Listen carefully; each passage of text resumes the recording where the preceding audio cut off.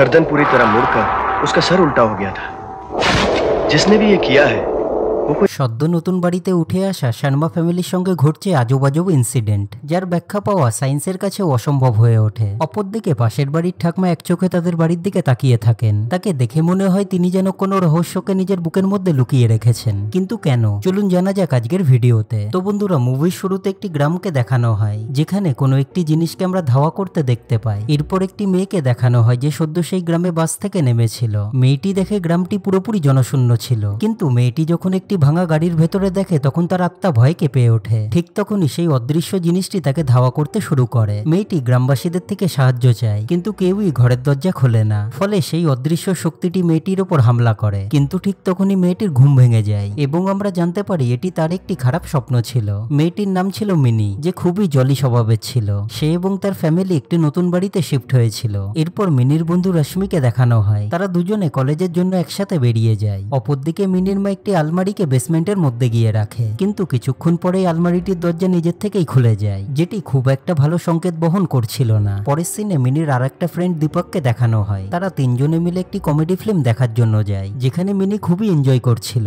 কিন্তু কিছুক্ষণের মধ্যেই পুরো হলটি এমটি হয়ে যায়, শুধুমাত্র মিনি সেখানে উপস্থিত ছিল, যেটি দেখার পর সে চমকিয়ে ওঠে, কারণ কিছুক্ষণ আগেই তার বন্ধু এবং হলের লোকেরা সেখানে বসেছিল। এরপর মিনি তার বন্ধুদেরকে খুঁজতে শুরু করে। ঠিক তখনই সে চেয়ারে একজনকে বসে থাকতে দেখতে পায়। মিনি যখন তার কাছে যায় সে চমকিয়ে ওঠে, কারণ সে তারই মতন দেখতে একজন ছিল। কিন্তু ঠিক তখনই রিমির হুঁশ ফিরে আসে এবং সে বুঝতে পারে এটি শুধু তার ইমাজিনেশন ছিল। এরপর আমরা দেখি মিনি রশ্মির বাড়িতে আসে, যেখানে তার দেখা রশ্মির ঠাকমার সাথে হয়। কিন্তু তিনি যখন শোনেন রিমি পাশের বাড়িতে থাকতে এসেছে, তখন তার এক্সপ্রেশন পুরোপুরি চেঞ্জ হয়ে যায়। এক কথায় দেখে মনে হচ্ছিল তিনি সেই বাড়িটি সম্বন্ধে অনেক কিছুই জানেন। অপরদিকে মিনির ভাইপোকে দেখানো হয়, যে খেলতে খেলতে বেসমেন্টের কাছে আসে। তখন তার নজর সেই আলমারিটির ওপরে যায়। সে যখন আলমারিটির কাছে আসে তখন একটি বিড়াল ছানাকে দেখতে পায়। অপরদিকে মিনি তাকে খোঁজার জন্য বেসমেন্টে আসে এবং তার ভাইপোর হাতে বিড়াল ছানাটিকে দেখতে পায়। এই বিড়াল ছানাটি একেবারেই নর্মাল ছিল না, এবং সেটা কেন আমরা আগে জানবো। এরপর আমরা দেখি মিনি যখন রাতে শুয়েছিল তখন দেওয়ালের ভেতর থেকে দুটি হাত বেরিয়ে তার উপরে হামলা করে দেয়, যেটি দেখার পর মিনি ভয় পেয়ে যায়, কিন্তু এটিকে তার ইমাজিনেশন ভেবে সে ইগনোর করে। পরের দিন সকালে মিনি রশ্মিকে সবকিছু খুলে বলে। তখন রশ্মিও বলে তার ঠাকমাও তাকে সেম কথাই বলেছিল,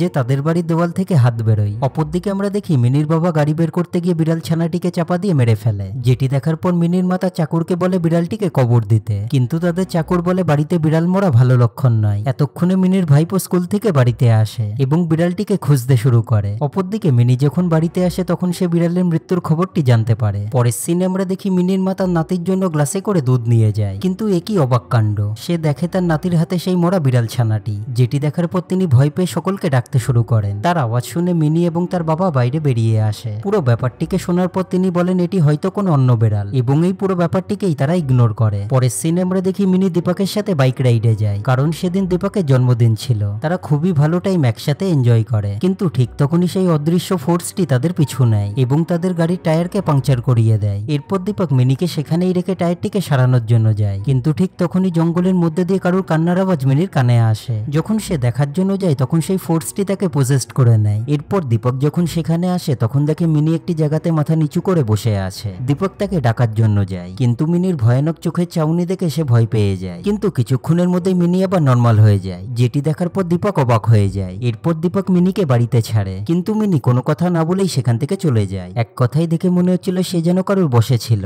যেটি দেখে দীপকেরও অড লাগে। মিনি সোজা ঘরে গিয়ে শুয়ে পড়ে, যেটি তার মা লক্ষ্য করে তার রুমে যায়। মিনিকে অনেকবার ডাকা সত্ত্বেও সে কোনো সাড়া দেয় না, শুধু আমরা মিনির সেই ভয়ানক চোখ দুটি দেখতে পাই। পরের দিন দীপক মিনিকে ফোন করে, কিন্তু মিনি কোনো কথা না বলেই ফোনটিকে রেখে দেয়, কারণ সে তখনও ট্রান্স অবস্থাতেই ছিল। কিন্তু দ্বিতীয়বার ফোন করলে সে দীপকের সাথে নর্মাল ভাবেই কথা বলে। পরের সিনে আমরা দেখি রশ্মি মিনির সাথে একটি বিয়েতে যায়, কিন্তু মিনি হঠাৎই একা একা ছাদের উপরে যেতে শুরু করে, যেটি দেখার পর রশ্মি তাকে খোঁজার জন্য উপরে যায়, যেখানে সে দেখে মিনি একটি জায়গাতে মুখ ঘুরিয়ে দাঁড়িয়েছিল। রশ্মির ডাকাতে সে হাসি মুখে তার দিকে তাকায় এবং মিনিটের মধ্যেই তার মুন্ডুকে ঘুরিয়ে মেরে ফেলে। পুলিশ যখন ডেড বডিটিকে দেখে তখন চমকিয়ে ওঠে, কারণ এমন দৃশ্য তারা আগে কখনোই দেখেনি। পরের দিন পুলিশ মিনির সাথে দেখা করার জন্য যায়, কারণ মিনি রেশমির বেস্ট ফ্রেন্ড ছিল। নিজের বন্ধুর মৃত্যুতে মিনি অনেকটাই দুঃখের মধ্যে ছিল, তাই সে পুলিশের সামনে কোনো উত্তর না দিয়ে সেখান থেকে বেরিয়ে চলে যায়। কিন্তু যাওয়ার আগে সে নিজের হাতের ডলটিকে নিচে ফেলে যায়, যার মুন্ডু হুবহু রেশমির মতো ঘোরানো ছিল, যেটি দেখার পর পুলিশ অফিসারটি তার উপর সন্দেহ হয়। কিন্তু বাড়ির বাইরে পা রাখা মাত্র একটি গাড়ি এসে পুলিশ অফিসারটিকে উড়িয়ে দেয়, যার ফলে তার সেখানেই মৃত্যু হয়। পরের সিনে আমরা দেখি মিনির বাবা তাকে আবার কলেজে যেতে বলে, কিন্তু তিনি চলে যাওয়ার পর আলমারির ভেতর থেকে সেই অদৃশ্য শক্তিটি মিনির কাছে আসে এবং তাকে দেখে মিনি একটি ক্রিপি স্মাইল দেয়। এর পরের দিন মিনি আর দীপক একসাথে কলেজের মধ্যে বসেছিল, কিন্তু ঠিক তখনই দীপকের হাত থেকে একটি পেপার উড়ে যায়। দীপক তাড়াতাড়ি সেটিকে নেওয়ার জন্য যায়, কিন্তু সে পেছনে ঘুরে দেখে মিনি তার জায়গাতে ছিল না, যার পর দীপক মিনিকে সব জায়গাতেই খুঁজে বেড়ায়। অবশেষে সে মিনিকে একটি জায়গাতে চুপচাপ বসে থাকতে দেখে,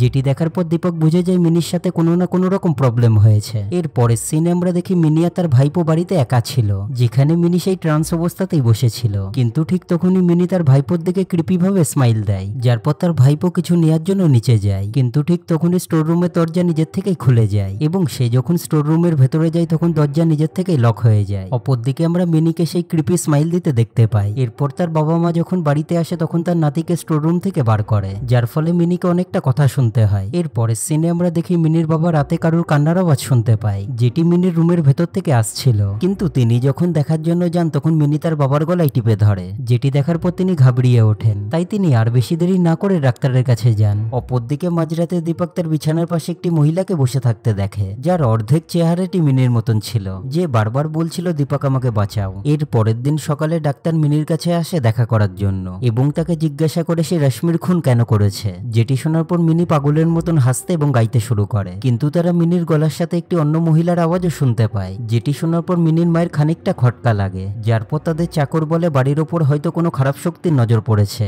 এবং তার এখনই পাশের বাড়ির ঠাকমার সাথে কথা বলা উচিত, কারণ তিনি এই বাড়ির সম্বন্ধে অনেক কিছুই জানেন। যার পর মিনির মা পাশের বাড়ির ঠাকুমার সাথে দেখা করে, যেখানে তিনি জানতে পারেন এই বাড়ির মালিকের সাথে একটি মহিলার অবৈধ সম্পর্ক ছিল। কিন্তু একদিন হঠাৎই সেই বাড়ির মালিক মহিলাটিকে গলা টিপে মেরে ফেলে, কারণ সে অন্য একটি মহিলাকে বাড়িতে আনতে চেয়েছিল, যার পর সেই মহিলার লাশটি আজও পাওয়া যায়নি। কিন্তু একদিন রাতে সেই বাড়ির মালিককে দুটি হাত গলা টিপে মেরে ফেলে এবং সে নিজের পাপের শাস্তি পেয়ে যায়। এরপর ঠাকুমা ফলকনামাতে সার্জি নামে একজনের সাথে দেখা করতে বলেন, কারণ তিনিই একমাত্র পারবেন তাদের সমস্যার সমাধান করতে। যেটি শোনার পর মিনির মা দীপক সার্জির সাথে দেখা করতে যায়, যেখানে পৌঁছানোর পর সার্জি বলে তিনি জানেন তারা কেন এসেছেন, যার পর তিনি তাদের বাড়িতে গিয়ে বেসমেন্টটিকে চেক করেন এবং বলেন সমস্যাটি তাদের মেয়ের মধ্যে নয়, তাদের বাড়ির মধ্যে আছে। যার পর তিনি আর বেশি দেরি না করে একটি সাধুর কাছে যান, যিনি বসে ঘোর তপস্যা করছিলেন। কিন্তু ঠিক তখনই একটি আগুন সেখানে জ্বলে ওঠে, যার ভেতরে হাত দেওয়ার পর একটি কালো রঙের ছাই তার হাতে আসে, যেটিকে নিয়ে তিনি মিনির বাড়িতে ফিরে আসেন এবং সেই ছাইটির মাধ্যমে বেসমেন্টের একটি জায়গায় গর্ত করতে বলেন। অপরদিকে মিনি তার বাবা এবং ডাক্তার বাড়িতে ফিরে এসেছিলেন,